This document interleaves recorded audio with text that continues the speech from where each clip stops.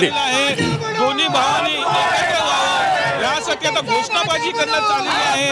दोन्ही भावांनी एकत्र यावे अशी घोषणाबाजी, असं मत इथलं झालेलं आहे। या पूर्ण मेळाव्यामध्ये उद्धव ठाकरे आणि राज ठाकरे काय बोलतात या विषयावर अगदी उद्धव ठाकरे आणि राज ठाकरे काय बोलतायत याकडे त्यांच्या सगळ्या कार्यकर्त्यांचं आणि संपूर्ण महाराष्ट्राचं सुद्धा लक्ष लागलेलं आहे। अनुपमा, जे आपण बघितलं तर कशा पद्धतीने एक मोठी गर्दी उसळल्याचं पाहायला मिळतंय। वरळी डोमच्या बाहेर पाऊस पडताना दिसतोय। या पावसात सुद्धा कुठेतरी डोममध्ये जागा मिळते का हे पाहण्यासाठी एक सगळे कार्यकर्ते वरळी डोमच्या बाहेर आहेत। मात्र या सगळ्यामध्ये त्यांचा उत्साह जर बघितला तर दोन्ही ठाकरे बंधूंनी एकत्र व्हावं अशा प्रकारच्या घोषणा पावसामध्ये भिजत हे कार्यकर्ते देताना दिसत आहेत। वेगवेगळ्या घोषणाबाजी करताना दिसत आहेत। ठाकरे बंधूंना एकत्र येण्याचा जो उत्साह आणि त्यांच्यामध्ये जे आतुरता आहे या सगळ्याचं प्रदर्शन जे आहे या कार्यकर्त्यांच्या घोषणाबाजीतून आणि त्यांच्या बोलण्यातून होत आहे। खरे संदीप, आणि दुसरी महत्वाची गोष्ट आपण जर बघितली तर एक कल्पकता या सगळ्यामध्ये दिसते। आतमध्ये जर डोम मधनं आपण तो संपूर्ण स्टेज बघितला, तो मंच कशा पद्धतीने बांधलेला आहे, खुर्च्यांची मांडणी कशी आहे, नियोजन कसं आहे, सगळ्यामध्ये एक कल्पकता दिसते आहे। तर दुसरीकडे कार्यकर्त्यांमध्ये सुद्धा तेवढीच कल्पकता आहे। आता आपण जी घोषणाबाजी ऐकली त्यामध्ये काही वेगवेगळ्या घोषणा दिल्या जातात ज्या नेहमीपेक्षा वेगळ्या आहेत आणि त्यामुळे आज हा वेगळाच रंग संपूर्ण या भागामध्ये आपल्याला पाहायला मिळतो आहे।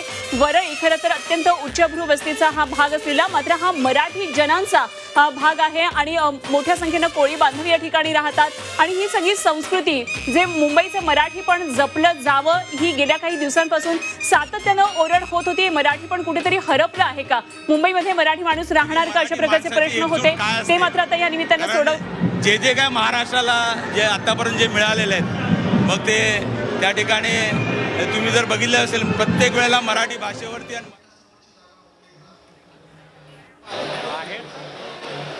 आपण बघतोय वरळी डोमच्या बाहेरची दृश्य आहेत। गेट बंद करण्यात आलेलं आहे आणि दोन्ही पक्षाचे कार्यकर्ते मोठ्या संख्येनं या गेट बाहेर जमलेले आहेत, घोषणाबाजी देत आहेत आणि आपण बघितलं वरळी डोमची क्षमता संपल्यामुळे कदाचित हे गेट बंद केलं असू शकेल। आणि या सगळ्यामध्ये आपण बघितलं तर अनुपमा, ज्या पद्धतीनं कालपासून दोन्ही पक्षाचे कार्यकर्ते सांगत होते की या सगळ्यामध्ये वरळी डोमपेक्षा मोठ्या प्रमाणावर कार्यकर्ते हे डोमच्या बाहेर असणार आहेत आणि ती स्थिती आपण बघतोय 11 वाजता अजून कार्यक्रमाला सुरुवात पण झालेली नाहीये, तर ती स्थिती पाहायला मिळते। खरे, आणि डोमच्या बाहेर सुद्धा व्यवस्था केलेली असल्याचं सांगितलेलं होतं। बहुधा तीही व्यवस्था संपली आहे की काय असा खरं तर प्रश्न आता निर्माण झालेला आहे।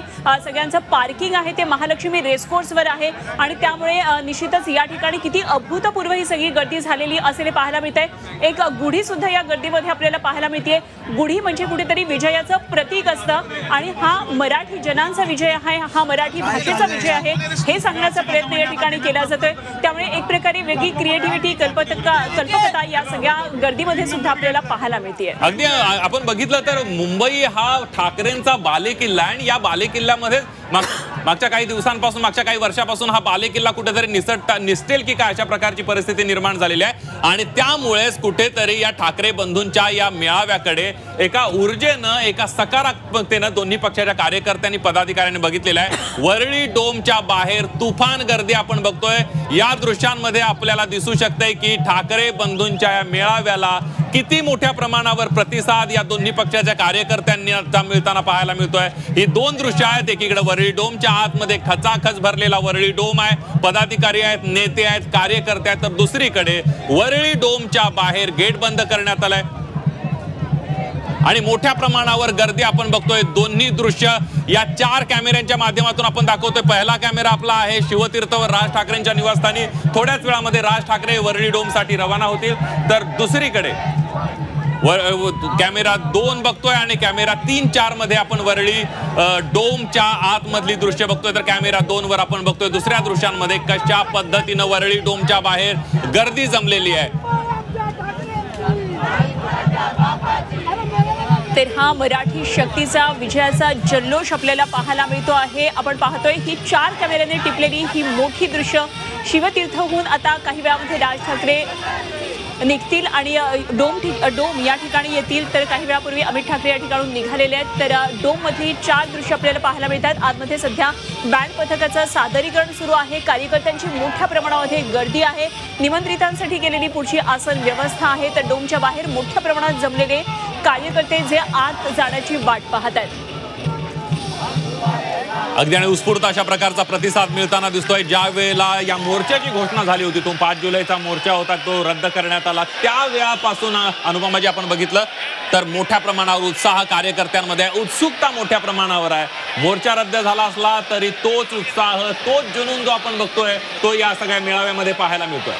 खरं तर राजकीय गणित या मोर्चा, या विजय जल्लोषामधून किती मांडली जातील याबाबतची निश्चितच कल्पना नाही. कारण आता गेल्या काही तासांपासून आपण ज्या काही प्रतिक्रिया राजकीय नेत्यांच्या पाहतोय, तर हा राजकीय मुद्दा नाही, तर हा मराठीसाठी एकत्रित आलेला आवाज आहे, अशा प्रकारची प्रतिक्रिया आपल्याला तिथले महत्त्वाचे पदाधिकारी देताना दिसतात. मात्र अर्थातच याचं राजकीय गणितांमध्ये रूपांतर कसं होतंय आहे हे पुढच्या काळामध्ये ठरेल. आणि त्या दृष्टीनं आजचा विजय मेळावा ही चाचपणी आहे का, याबाबत राजकीय तज्ज्ञ सुद्धा शंका उपस्थित करत होते. त्यामुळे आज हा सगळा विजयी मेळावा, हा सगळा जल्लोष पार पडल्यानंतर पुढचे नेमकी राजकीय गणित मुंबई महानगरपालिकेसाठी किंवा इतर महापालिकांसाठी, स्थानिक स्वराज्य संस्थांतल्या निवडणुकांसाठी काय असतील हे बघायला लागणार आहे. अवघे मराठी जन आज या ठिकाणी एकवटलेले आहेत आणि मराठी जनांचा हा सगळा आपण जल्लोष वरळीमध्ये सध्या पाहतोय. अगदी राजकीय मनोमिलन होणार की नाही हे पुढच्या काळामध्ये ठरेल. मात्र या सगळ्यामध्ये या युतीचं पहिलं पाऊल पडलेलं आहे, पुढचं पाऊल म्हटलं तर वावगं ठरणार नाही, अशा प्रकारची सगळ्या कार्यकर्त्यांची भावना आहे, पदाधिकाऱ्यांची भावना आहे. आपण जर बघितलं राज ठाकरे, संजय महेश मांजरेकर यांना राज ठाकरेंनी दिलेल्या मुलाखतीमध्ये जी पहिली टाळी दिली होती, त्यानंतर आजपर्यंतच्या जर आपण सगळ्या प्रतिक्रिया बघितल्या तर त्या सगळ्या प्रतिक्रिया या सकारात्मक होत्या.